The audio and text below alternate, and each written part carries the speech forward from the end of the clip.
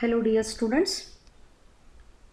let us continue the next part of organisms and populations with respect to study of major abiotic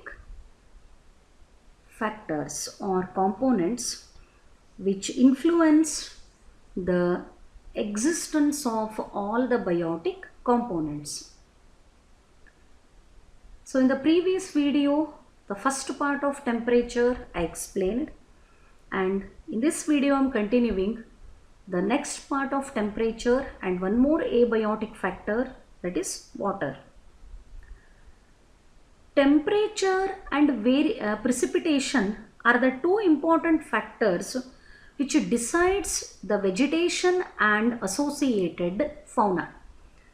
Means, what is the temperature and what is the percentage of precipitation ಅಂದರೆ ಒಂದು geographical ಏರಿಯಾಕ್ಕೆ ಎಷ್ಟು ಪ್ರಮಾಣದೊಳಗೆ ಮಳೆ ಬೀಳ್ಲಿಕ್ಕತ್ತದ and ಅಲ್ಲಿ temperature ಯಾವ ರೀತಿ ಇರ್ತದೆ, ಇದು ಅಲ್ಲಿ ಇರೋವಂಥ ಪ್ಲಾಂಟ್ಸನ್ನು ಡಿಸೈಡ್ ಮಾಡ್ತದೆ, ಬೆಳೆಯುವಂಥ ಪ್ಲಾಂಟ್ಸನ್ನು.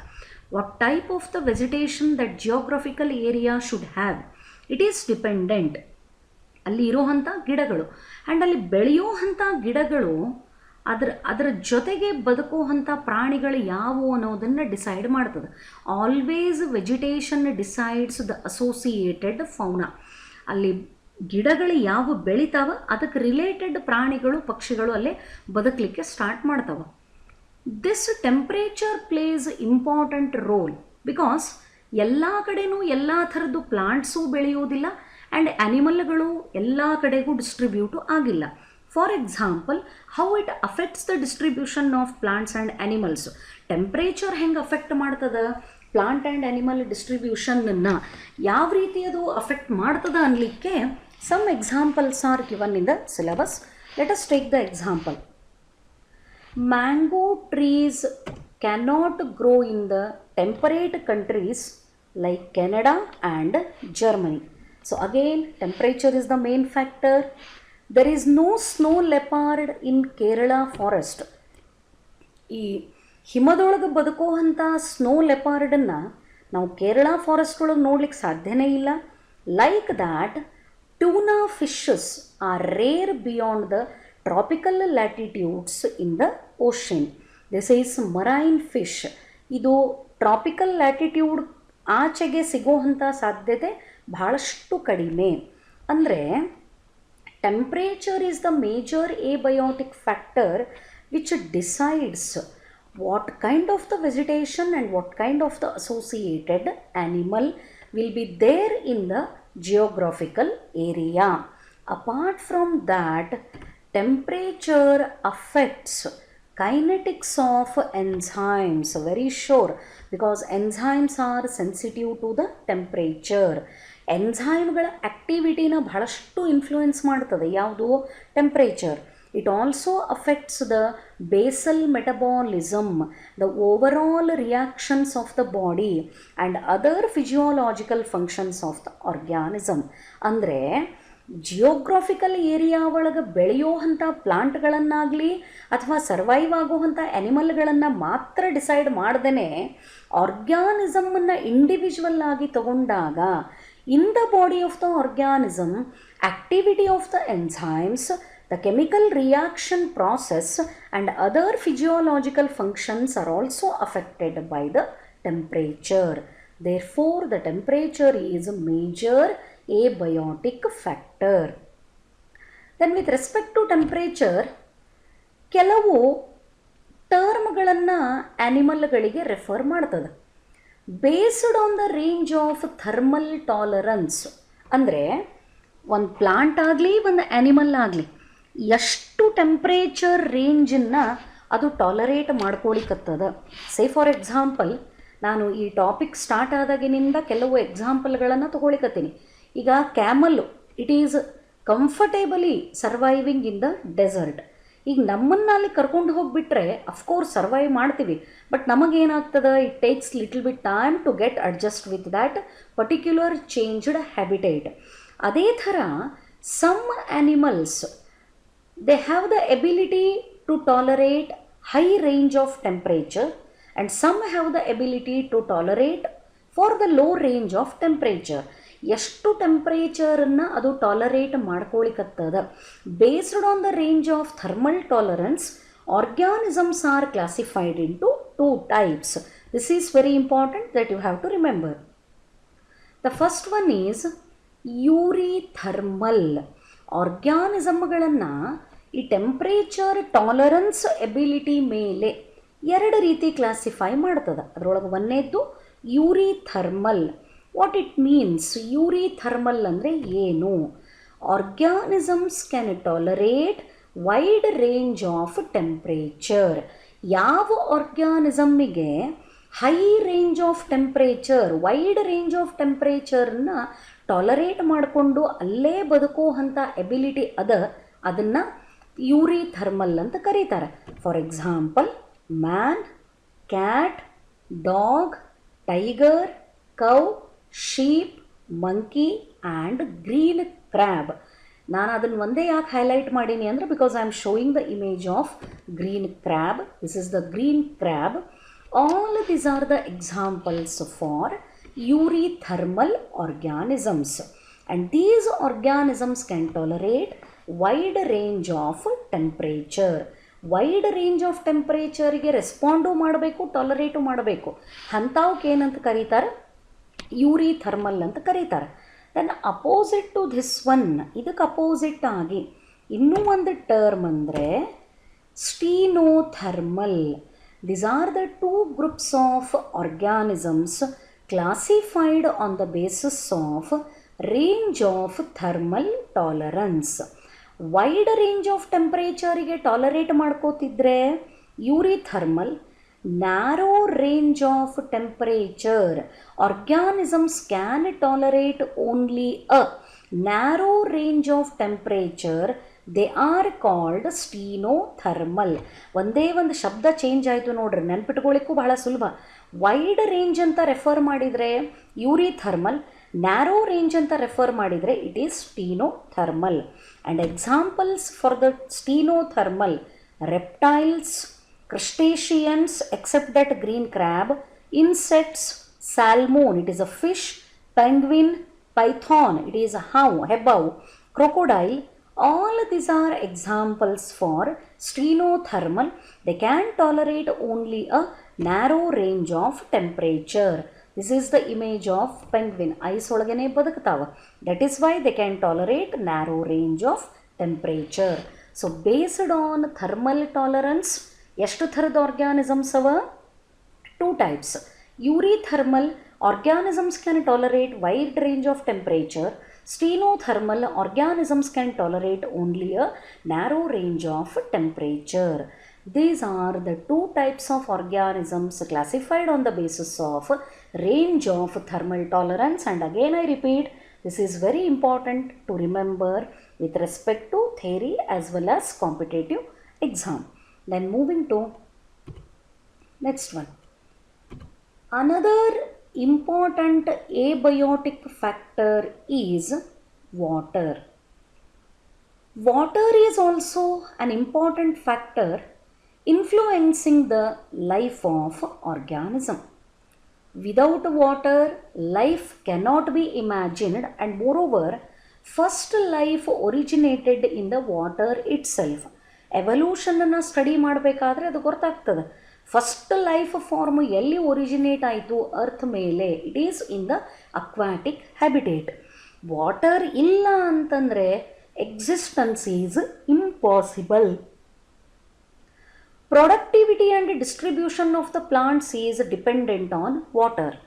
Productivity, that means yield, and distribution, ಯಾವ ಥರದ್ದು ಪ್ಲಾಂಟ್ ಡಿಸ್ಟ್ರಿಬ್ಯೂಟ್ ಆಗ್ಯಾವ ಆ್ಯಂಡ್ ಅದರಿಂದ ಬರೋ ಅಂಥ ಈಲ್ಡ್ ಏನದ, ಅದರದ್ದು ಪ್ರೊಡಕ್ಟಿವಿಟಿ, ಫೋಟೋಸಿಂಥೆಟಿಕ್ ಎಬಿಲಿಟಿ ಏನದ, that is also dependent on water. And for aquatic organisms, the quality, that means chemical composition with respect to pH, chemical composition and pH of the water is important. Aquatic organismಗಳು ಹೆಸರೇ ಹೇಳ್ತದೆ, they are surviving in the water. ಆ ನೀರೊಳಗೆ ಬದುಕೋ ಅಂಥ ಪ್ರಾಣಿಗಳಿಗೆ ನೀರಿನ 2 ಪ್ರಾಪರ್ಟಿಗಳು ಭಾಳ important. ಒಂದು, ಆ ವಾಟರ್ದು ಕೆಮಿಕಲ್ ಕಾಂಪೋಸಿಷನ್ ಏನದ ಆ್ಯಂಡ್ ಆ ವಾಟರ್ದು pH ಏನದ. Both of them are the very important factors with respect to the distribution and survivalence of aquatic organisms.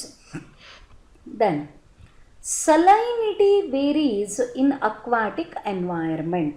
ಏನು ಹಿಂಗಂದ್ರೆ ನೀರಿನೊಳಗಿರೋ ಅಂಥ ಲವಣಾಂಶ ಅಥವಾ ಉಪ್ಪಿನ ಅಂಶ ಈ ಅಕ್ವಾಟಿಕ್ ಎನ್ವಿರಾನ್ಮೆಂಟ್ ಒಳಗೆ ಒಂದೇ ಥರ ಇರಲ್ಲ, ಬೇರೆ ಬೇರೆ ಟೈಪ್ ಅದ. ಅದಕ್ಕೆ ಎಲ್ಲ ವಾಟರ್ ಬಾಡಿಗೂ ನಾವು ಫ್ರೆಶ್ ವಾಟರ್ ಅಂತ ಕರೆಯುವುದಿಲ್ಲ, ಎಲ್ಲ ವಾಟರ್ ಬಾಡಿಗೂ ಸಾಲ್ಟ್ ವಾಟರ್ ಅಂತ ಕರೆಯುವುದಿಲ್ಲ. ಈ ಸಲೈನಿಟಿ ಅಂದರೆ ಉಪ್ಪಿನ ಅಂಶ ಅಥವಾ ಲವಣಾಂಶ ಅಕ್ವಾಟಿಕ್ ಎನ್ವೈರ್ಮೆಂಟ್ ಒಳಗೆ ಒಂದೇ ಥರ ಇರಲ್ಲ. So here is the specification. 5% in inland waters. What is the meaning? Inland water means fresh water. ಇದ್ರ ಬಗ್ಗೆ ನಾನು ಆಮೇಲೆ ಹೇಳ್ತೀನಿ. Inland water means fresh water. ಸಿಹಿ ನೀರು ಅದು ಯಾಕೆ ಸಿಹಿ ಹತ್ತದ? Because salinity is only 5%. ಅಲ್ಲೇ ಲವಣಾಂಶ ಅಥವಾ ಉಪ್ಪಿನಂಶ 5% ಮಾತ್ರ ಇರ್ತದೆ. That is why it is fresh water. 30 to 35 in sea water. 30-35% ಸಮುದ್ರದ ನೀರು ಒಳಗೆ. More than 100% in hyper saline lagoons. Hyper saline lagoons ಒಳಗೆ ಹೈಯೆಸ್ಟ್ 100%ಕಿಂತನೂ ಜಾಸ್ತಿ ಏನಿರ್ತದ salinity. So here it is the meaning of saline lagoons. ಇದನ್ನು ಬರೀ image ಹಾಕಿ ಬಿಟ್ಟರೆ ಇದರ ಅರ್ಥ ಗೊತ್ತಾಗಲ್ಲ. ಸಲೈನ್ ಲ್ಯಾಗೂನ್ಸ್ ಅಂದರೆ ಯಾವುವು? These are the areas of shallow coastal water wholly or partially separated from the sea by sand banks. ಅಂದರೆ ಇಲ್ಲಿನೂ ಉಪ್ಪಿನ ನೀರೇ ಇರ್ತದೆ, ಸಮುದ್ರದ ನೀರೇ ಇರ್ತದೆ. ಬಟ್ ಇದು ಸಮುದ್ರದ ದಂಡೆಗಳಿಂದ ಸೆಪರೇಟ್ ಆಗಿ ಅದರದೇ ಆದಂಥ ಒಂದು ಸರೌಂಡಿಂಗ್ ಇರ್ತದೆ. ಎದರಲ್ಲೇ? By sand banks. ಸುತ್ತಮುತ್ತ ಸಿಕ್ಕಾಪಟ್ಟೆ ಉಸುಕು ಅಥವಾ ಸ್ಯಾಂಡಿಂದ ಸರೌಂಡ್ ಆಗಿ this particular area is separated from the sea and such area is rich in salinity. Percentage is more than 100 and this is called saline lagoons. So 3 ಎಕ್ಸಾಂಪಲ್ಗಳನ್ನು ತೊಗೊಂಡ್ರಿ ನೋಡ್ರಿ. ಎಲ್ಲವುಗಳು ಅಕ್ವಾಟಿಕ್ ಹ್ಯಾಬಿಟೇಟೇ. In all the habitat water is the main abiotic factor. That is why it is called aquatic. Fresh water ಒಳಗೆ salinity only 5%, sea water ಒಳಗೆ 30 to 35% and saline lagoons ಒಳಗೆ more than 100% salinity.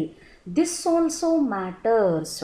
Chemical composition, pH, ಈ salinity ಇವೆಲ್ಲವೂ decide ಮಾಡ್ತವೆ what type of the animal ಅದರೊಳಗೆ ಬದುಕಬೇಕು. ಅದಕ್ಕೆ ability ಇತ್ತ, ಅಡ್ಜಸ್ಟ್ಮೆಂಟ್ ಇತ್ತು, ಅಡಾಪ್ಟೇಷನ್ ಇತ್ತು ಅಂದ್ರೆ ಅದು ತನಗೆ ರಿಕ್ವೈರ್ಡ್ ಎನ್ವೈರ್ಮೆಂಟ್ ಒಳಗೆ ಅಡ್ಜಸ್ಟ್ ಮಾಡಿಕೊಂಡು ಬದುಕಲಿಕ್ಕೆ ಸ್ಟಾರ್ಟ್ ಮಾಡ್ತದೆ. Then coming to the next one. Many fresh water animals cannot live for long in sea water and vice versa because of the osmotic problems.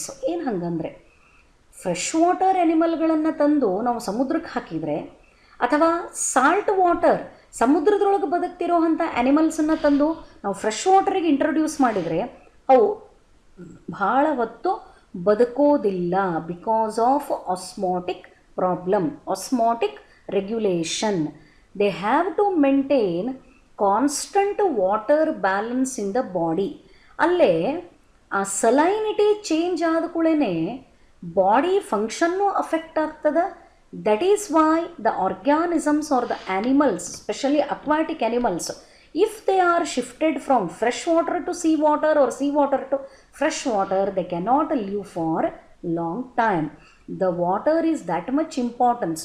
ಸಮುದ್ರದ ನೀರು ನೀರೇ, ನದಿ ನೀರು ನೀರೇ, ಬಟ್ ಅದರೊಳಗಿರೋ ಸಲೈನಿಟಿ ಎಷ್ಟರ ಮಟ್ಟಿಗೆ ಅಫೆಕ್ಟ್ ಮಾಡ್ತದೆ ದಟ್ ಈಸ್ ವೆರಿ ಇಂಪಾರ್ಟೆಂಟ್.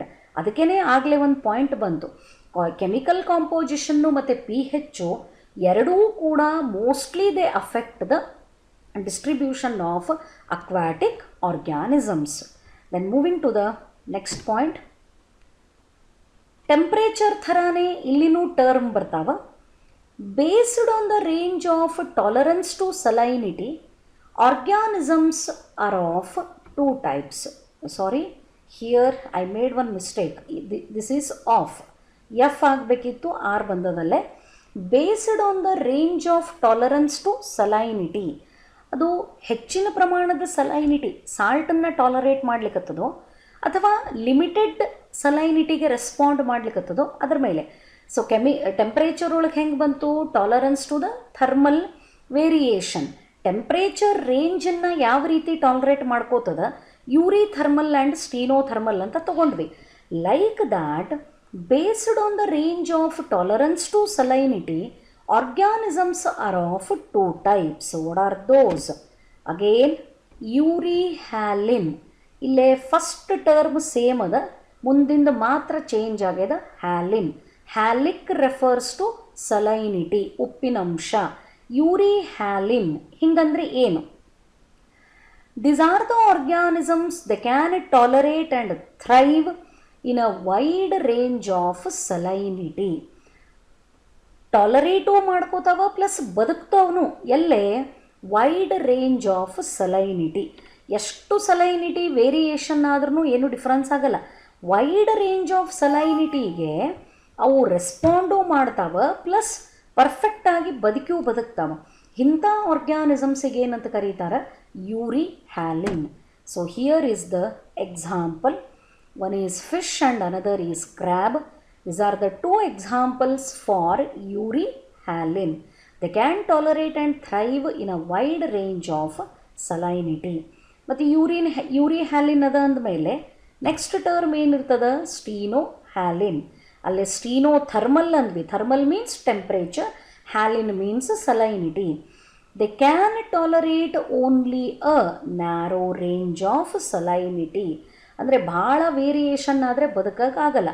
ಸಣ್ಣ ಪುಟ್ಟ ವೇರಿಯೇಷನ್ಸ್, ನ್ಯಾರೋ ರೇಂಜ್ ಒಳಗೆ ಏನಾರೇ ಸಲೈನಿಟಿ ಇದ್ದರೆ ಅದನ್ನು ಟಾಲರೇಟ್ ಮಾಡುವಂಥ ಆರ್ಗ್ಯಾನಿಸಮ್ಸಿಗೆ ಏನಂತ ಕರೀತಾರೆ? ಸ್ಟೀನೋಹ್ಯಾಲಿನ್ ಅಂತ ಕರೀತಾರೆ. And the example, gold fish and haddock. This is also fish. Both of them are example for stenohaline. So thermal ಟಾಲರೆನ್ಸನ್ನು ತಗೊಂಡ್ರೆ organisms are eurythermal and stenothermal. And eurythermal ಒಳಗೆ organisms can tolerate wide range of temperature. Euryhaline ಒಳಗೆ organisms can tolerate and thrive in a wide range of salinity. Thermal ಅಂತ ತಗೊಂಡಾಗ temperature, haline ಅಂತ ತಗೊಂಡಾಗ salinity. Wide range of ಟೆಂಪ್ರೇಚರನ್ನು tolerate ಮಾಡ್ಕೋತಿದ್ರೆ eurythermal, wide range of ಸಲೈನಿಟಿನ tolerate ಮಾಡಿಕೊಂಡು ಬದುಕ್ತಿದ್ರೆ ಯೂರಿಹ್ಯಾಲಿನ್. ನ್ಯಾರೋ ರೇಂಜ್ ಆಫ್ ಟೆಂಪ್ರೇಚರಿಗೆ ಮಾತ್ರ ಟಾಲರೇಟ್ ಮಾಡ್ಕೋತಿದ್ರೆ stenothermal, and narrow range of ಸಲೈನಿಟಿನ ಮಾತ್ರ ಟಾಲರೇಟ್ ಮಾಡ್ಕೋತಿದ್ರೆ stenohaline. So these are the terms with respect to the types of the organisms in tolerance ability for temperature as well as water. Try to concentrate on the explained part. Rest of the things I will continue in the next video. Thank you.